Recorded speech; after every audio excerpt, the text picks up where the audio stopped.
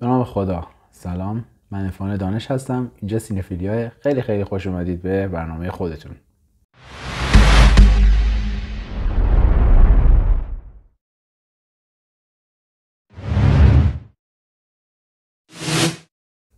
امروز یه موضوع خیلی خیلی مهم داریم، موضوع فایت کلاب. فیلمیه سال 1999 ساخته دیوید فینچر، فیلمیه که قطعاً خیلی هاتون دیدید و خیلی هاتون هم ندیدید. اگه ندیدید که همین الان اول تبریک بهتون میگم، خوش به حالتون واقعا، چون همین الان میتونید برید فیلم رو ببینید، کلی کیف کنید. یعنی اصلا همین الان ویدیو رو استاپ بکنید. اولا ویدیو پر از اسپویله، ویدیو رو استاپ بکنید، باشید برید اصلا در کمال خونسردی قشنگ بر خودتون یه گوشه دراز بکشید، گوشی و همه چیزو بذارید کنار، در کمال آرامش و با نهایت تمرکز بشینید و فیلم رو نگاه کنید.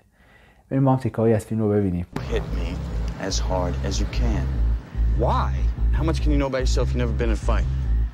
امروز میخوام راجع به این حرف بزنیم. نمیخوام خیلی حرفای کلیشه‌ای و شعاری رو بزنم. فیلم شاهکاره، فیلم درجه یک. بله فیلم شاهکاره، فیلم درجه یک. فیلم یکی از بهترین فیلم‌های تاریخ سینما، یکی از بهترین آثار هنری موجودیه که من حداقل توی زندگیم باهاش مواجه شدم و قطعاً 1 ساعت و 50 دقیقه پر از استرس، پر از هیجان، پر از اصلا خنده های دردناک برای شما به وجود میاره فیلمه. و نمیخوام راجع به اینا صحبت بکنم. شاهکار بودن فیلم یه چیزی نیستش که من بتونم اثبات بکنم توی یک حرف. فیلمیه که اگه بهش بگید شاهکار براش کمه. میخوام راجع به این صحبت بکنم که چرا این فیلم برای جامعه امروز ما یک الزامه. تماشای این فیلم برای جوانهای امروز ما یک الزامه، از نون شب واجب تره.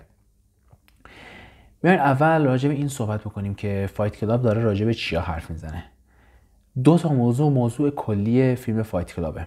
یکیش بحث همیشگی من معمولا توی اکثر ویدیوهام، لیبرال، و بحث دوم مصرفگرایی، یا اگه بخوایم به جامعه امروز بستش بدیم فضای مجازیه. خب اول از اون مبحثی شروع میکنیم که فیلم مانور بیشتری روش میده و سعی داره اونو بیشتر تخریب بکنه و اون سبک زندگی جامعه امروزه، سبک زندگی جوانهای امروز ما که مبناش شده مصرفگرایی. و این مصرفگرایی اگر به امروز بستش بدی هم همون میشه، حالا به دید متفاوت. در گذشته مردم وسایل‌های خیلی زیادی می‌خریدن، مثلا وسایل‌هایی که حتی نیازشون هم نبود، ولی امروزه حالا این مصرفگرایی بست پیدا کرده به اینه که خرج‌های خیلی عجیب و غریب و کاملا نامربوطی روی خودشون انجام میدن. از عمل‌های زیبایی بگیر، از انواع و اقسام لوازم آرایشی و آرایشی غیر اجباری، منظورم غیر الزامی و غیر واجب، و از همه اینا، تزریق ژل و فلان و عمل بینی و اینا رو، اصلا این خودش یک بخشی از مصرفگراییه. اینی که طرف گوشی میخره که بذاره توی اینستا که پستش بکنه، اینه که یه نفر تمام لذتش از وسیله‌ای که میخره اینه که اون وسیله اون شخص رو متشخص میکنه. حرفی که فایت کلاب میخواد بزنه راجب کاملا همینه. You want me to deprioritize my current reports until you advise of a status upgrade? Make these your primary action items. I couldn't sleep. No, you can't die from insomnia. I'd flip through catalogs and wonder what kind of dining set defines me as a person. فیلم از یک راوی شروع میشه. شخصیت اصلی فیلم با بازی ادوارد نورتون که ما بهش میگیم راوی. توی خود فیلم هم اگه اسمش رو سرچ بکنید اسم شخصیت رو راوی مینویسه و این راوی در واقع نماینده یک انسان مدرنه، نماینده یک من، یک شما توی جامعه امروز. این راوی و داستان زندگیش رو شروع میکنه از زندگی راوی، که راوی ما یه زندگی خیلی چرخوار رو میگذرونه، یه زندگی خیلی پوچ و بی‌معنی و لوس و یه زندگی لوپوار، یه زندگی کاملا تکراری، یه همچین زندگی رو داره میگذرونه و فیلم این رو به ما نشون میده، این که این شخصیت درگیر یک پوچیه و همین پوچی رو طی میکنه و میبینیم که برای فرار از این پوچی رو به مصرفگرایی میاره. برای خودش وسایل میخره. هر وسیله باحالی که ببینه میخره. برای چی؟ برای اینکه این وسیله اون شخص رو متمایز میکنه. حس میکنه که این وسیله اونو متمایز میکنه، بهش حس متفاوتی میده و تمام حس خوبی که از اون وسیله میگیره اینه که انگار اون وسیله این شخص رو یه آدم بهتر میکنه، یه آدم کاملتر، یه آدم دوست داشتنی‌تر، یه آدم متشخص‌تر از ذهن بقیه میکنه و زندگی این شخص رو نشون میده، پوچی‌هاش رو نشون میده و زندگی لوپوارش رو، تا اینکه نشون میده زندگی این شخص از این لوپ، از این چرخه خارج میشه. کجا خارج میشه؟ وقتی که این شخص با مرگ مواجه میشه. فیلم یه مفهوم جلوتون میذاره، مفهوم مرگ. مفهوم مرگ توی فیلم خیلی نمایانه. بیشترین چیزی که توی طول فیلم روش تاکید میشه مفهوم مرگه. مرگ یکی از مفاهیم اصلیه که این فیلم روش دست میذاره، به اینی که زندگی ما شروع شده و پایان خواهد داشت. به اینی که زندگی ما هر چقدر هم زندگی پربار یا کمباری داشته باشیم بالاخره تمام خواهد شد و مفهومی که میخواد بگه اینه که ثانیه ثانیه این فیلم، ثانیه ثانیه این زندگی ارزشمنده. حالا کجاها این رو نشون میده؟ فیلم مجموعه ای از دیالوگ های شاهکار از تایلر داردن که این مفهوم مرگ رو و این مفهوم توی لحظه زیستن رو به ما معرفی میکنه. تایلر داردن در واقع نماد یک بخش سرکوب شده از وجود ماه. یک حالا میدونم همتون میگه که آره تو با نماد مخالفی یا فلان، کسایی که منو بشناسن میفهمن. من اصولا با همچین نمادهایی مخالف نیستم. من با نمادی مخالفم که بنیاد داستانی فیلم روش نهادینه بشه و اینی که شما اگر نماد رو نفهمی از فیلم لذت نمیبری و اگر نماد رو بفهمی از فیلم لذت نسبی میبری. نماد یه چیز کاملا کلیه، هر کس میتونه برداشت‌های خودش رو داشته باشه. این حرفی که خدمتتون میزنم برداشت من از تایلر داردنه. تایلر داردن نماد شخصیت سرکوب شده وجود ماه، اون شخصیتی که ما همیشه دوست داریم باشیم. تایلر داردن آدمیه که ما دوست داریم به اون آدم تبدیل بشیم. میخوایم از این پسر یا دختر خوب مامان و بابا و جامعه و چه میدونم فلانی خارج بشیم و به یک همچین شخصیت طغیانگر جامعه گریز خیلی کول و باحال همچین شکلی تبدیل بشیم. خب تایلر داردن این شخصه و توی طول فیلم بارها و بارها میبینیم که تلاش میکنه راوی رو از اون زندگی لوپ مانندش خارج بکنه.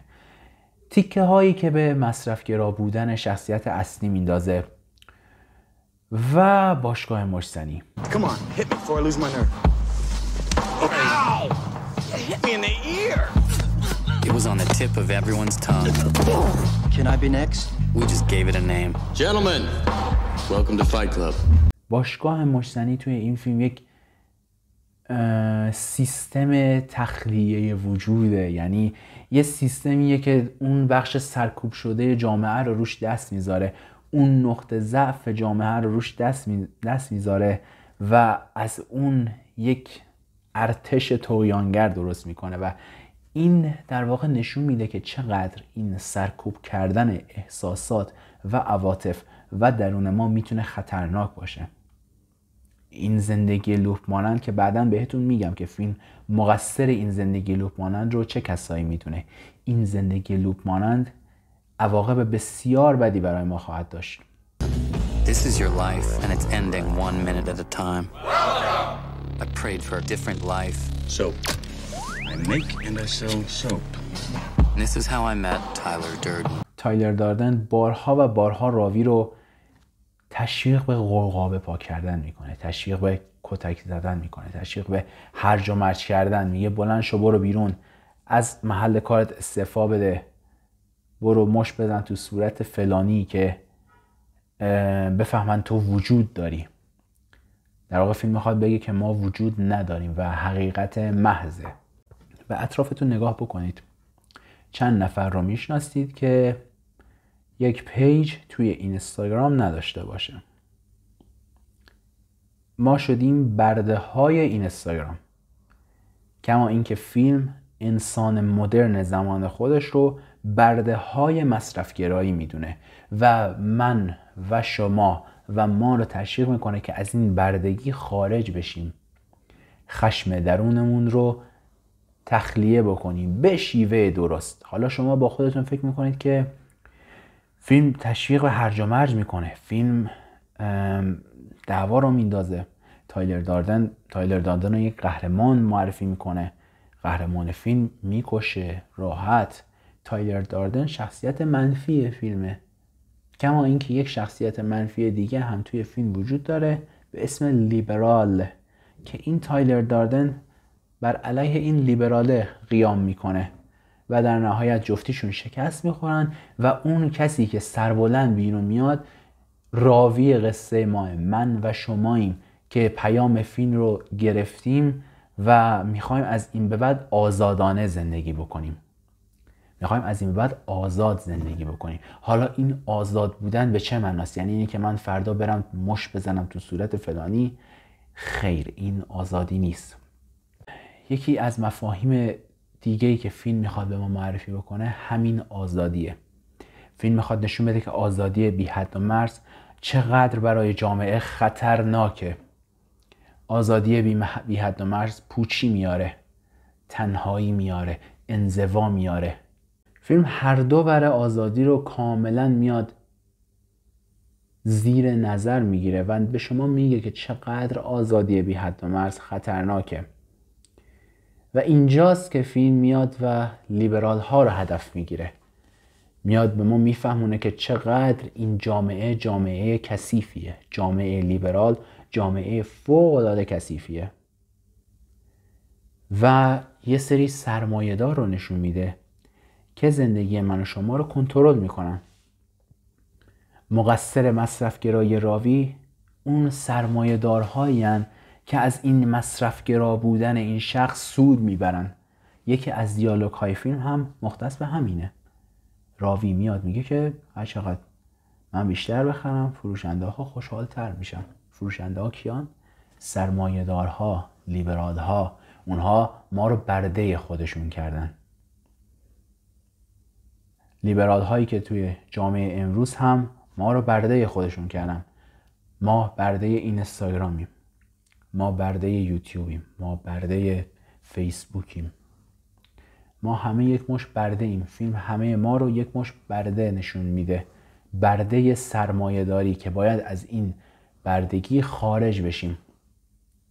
ارجاعتون میدم به سکانس پایانی فیلم.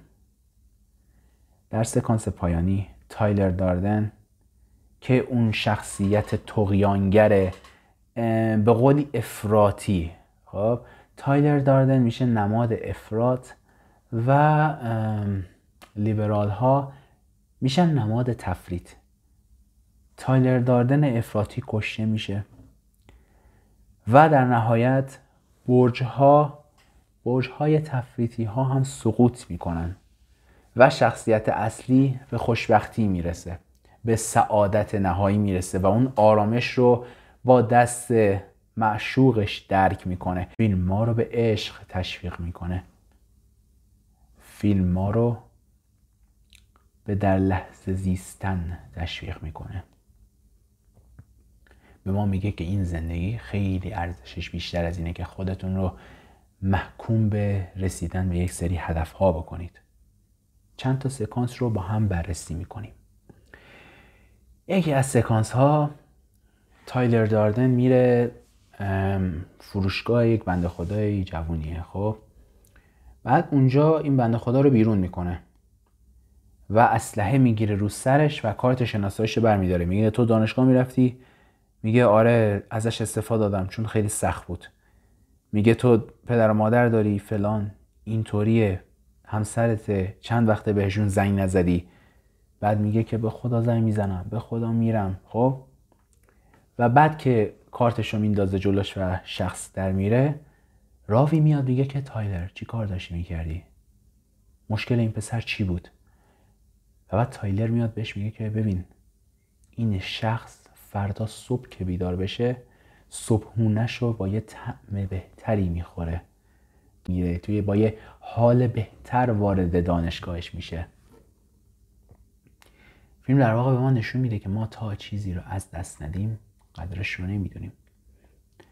ما باید با مرگ مواجه بشیم که بفهمیم این زندگی ارزشش خیلی بیشتر از اینه که ساعتها و روزهای خودمون رو صرف هیچ و پوچ و بیهودگی بکنیم. به یه سکانس دیگه ارجاعتون میدم. به سکانسی که تایلر دست راوی رو میگیره و روش پودر اسید بود، همچین چیزی بود، میپاشه و بعد دست راوی میسوزه. این که دستش داره میلرزه، بهش میگه خواهش میکنم ولم کن. میگه نه، تو باید با دردت مواجه بشی، باید دردت رو توی این زندگی بپذیری، باید بفهمی، باید کنار بیای باهاش، باید بپذیریش. میگه که زندگی درد داره، بله، همه چیز آسون نیست، زندگی درد داره، ولی تو باید این دردها رو بپذیری، باید باهاشون کنار بیای. حتمی همیشه همه چیز قابل حل نیست، بعضی چیزها رو باید باهاش کنار اومد. نمونش دست راویه، دست راوی داره میسوزه و بعد میبینیم که هیچ تلاشی برای برداشتنش نمیکنه. با اون درد کنار اومده، با درد زندگی راوی کنار اومده. رفیقمون از اول اینجا بود. The first rule of Fight Club is, wow, nice. You do not talk about Fight Club. Is that your blood? Some of it, yeah. After Fight Club, we all started seeing things differently. You're gonna have to keep me up all night. از در نهایت یه جنبندی از بحثمون داشته باشیم. تایلر میشه نماد افراط، نماد آدمی که همه چیز باید بر اساس قوانین باشه. تایلر و باشگاه مشتزنی، همه چیز باید قانونمند باشه، باید یک رهبر وجود داشته باشه توی این جامعه که این جامعه بتونه بهش متکی باشه. و از اونور لیبرال ها میشن انسان هایی که ما رو برده خودشون کردن، آزادی بی حد و مرز رو به شما هدیه دادن، هیچ چیزی دستاورد خودتون نیست، هیچ هدفی توی زندگیتون وجود نداره و هدف شما فقط شده آزادی. فیلم تقابل این دو جبهه رو به هم دیگه نشون میده و بعد در نهایت به شما میفهمونه که جبهه پیروز خود شما هستید. خود شما هستید که با نابودی این دو جبهه، این دو وجه متناقض دشمن هم، میتونید به اون رستگاری دست پیدا بکنید. فیلم فایت کلاب رو حتما بهتون پیشنهاد میکنم. حتما فیلم رو ببینید و بعد از اون انشاءالله ویدیوی من رو هم ببینید. اگه مفید بود براتون خیلی خوشحال میشم که لایک بکنید، ویدیو رو برای دوستاتون شیر بکنید. اگر هم نشدم که خوشتون نیومدم که خب علت اینی که خوشتون نیامد رو به هم بگید، کامنت بکنید برام. خیلی متشکرم از همراهیتون. خدا نگهدارتون.